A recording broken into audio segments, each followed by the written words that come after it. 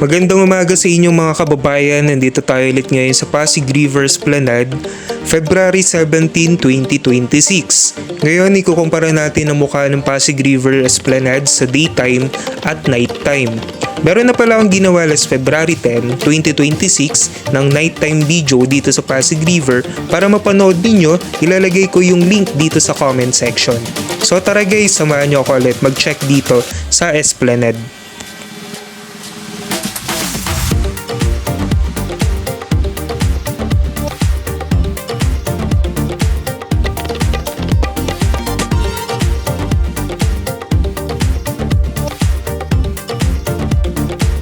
Kakaulan nga lang dito mga kababayan nung pagdating ko. Kaya kung mapapansin ninyo basang-basa yung sahig. Kaya tara, magpatuloy lang tayo sa paglalakad.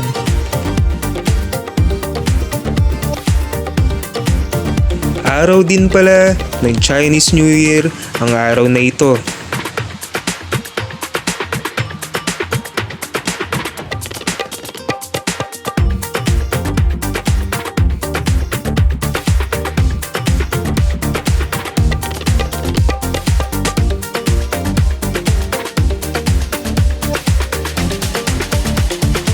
Kung inyo rin mapapansin mga kababayan, ang ibang paso sa ilalim ng Jones Bridge ay walang laman. Naisip ko lang baka pinag-iisipan pa ng management kung anong halaman ang ilalagay.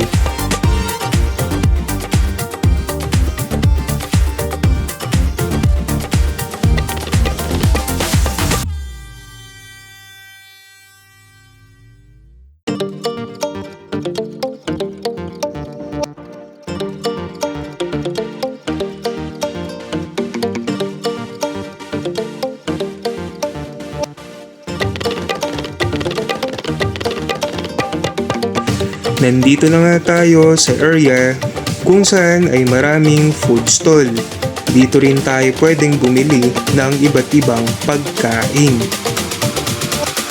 At syempre, meron din tayo ditong photo booth kung saan ay perfect ito sa family at sa magkakaibigan na mahilig mag-ipon ng memories.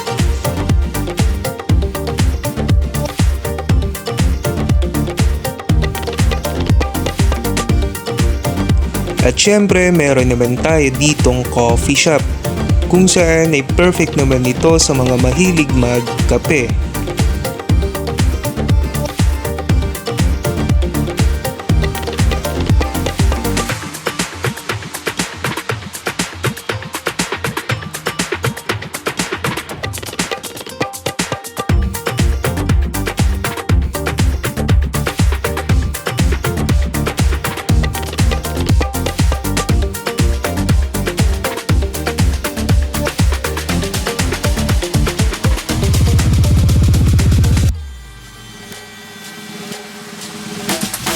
At napakahalaga talaga ng kalinisan dito sa Pasig River.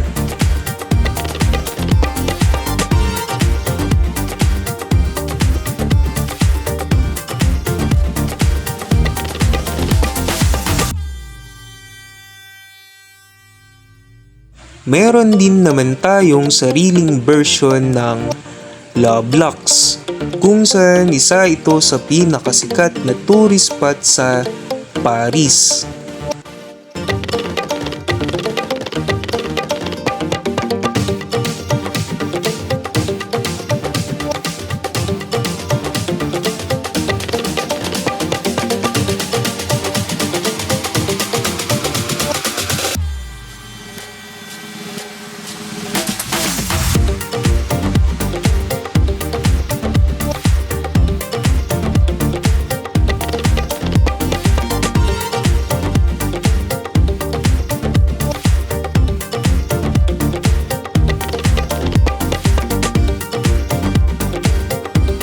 Accessible din pala ang comfort room ng Pasig River para sa mga bumibisita.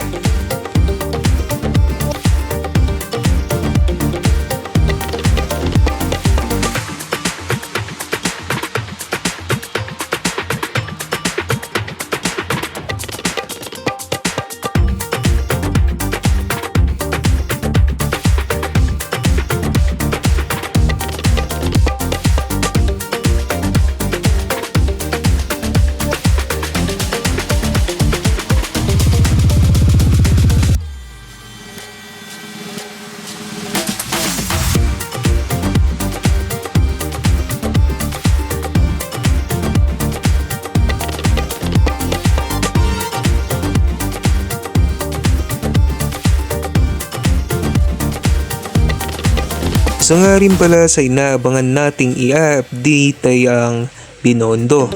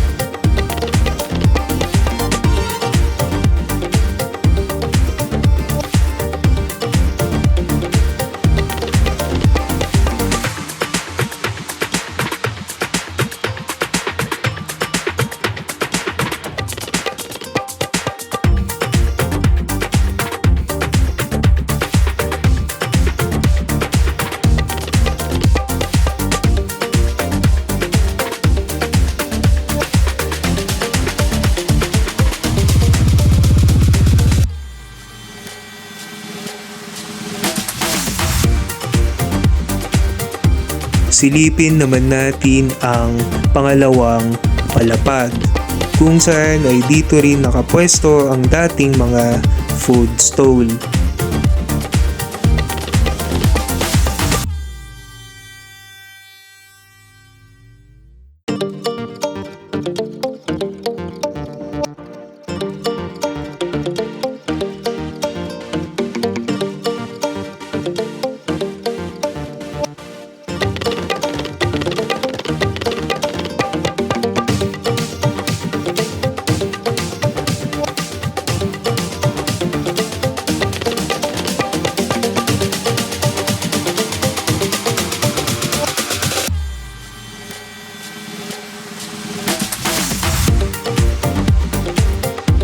Isa nga rin pala sa ating susunod na i-update ay ang mga establishment dito sa Intramuros.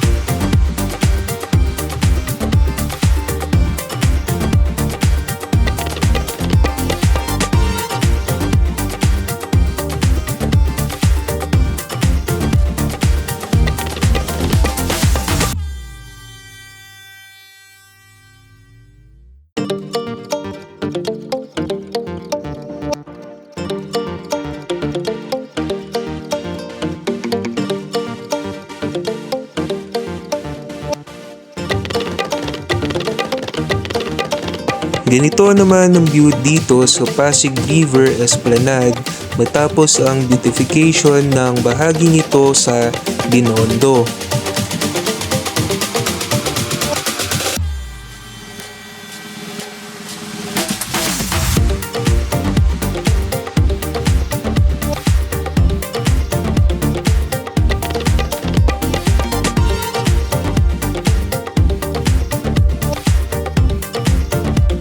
Paalala ko lang ay wala tayo sa China, kundi ay nandito lang tayo sa Pasig River kung saan ay isa ito sa modernong tambayan dito sa Metro Manila.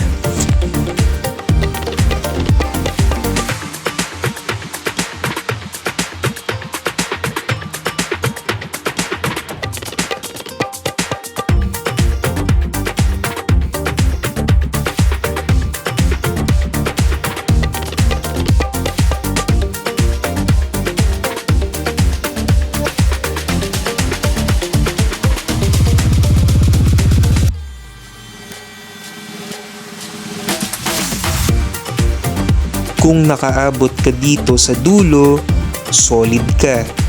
Ibig sabihin, nag-enjoy ka. Kaya samahan mo ko sa susunod na video. Maraming salamat.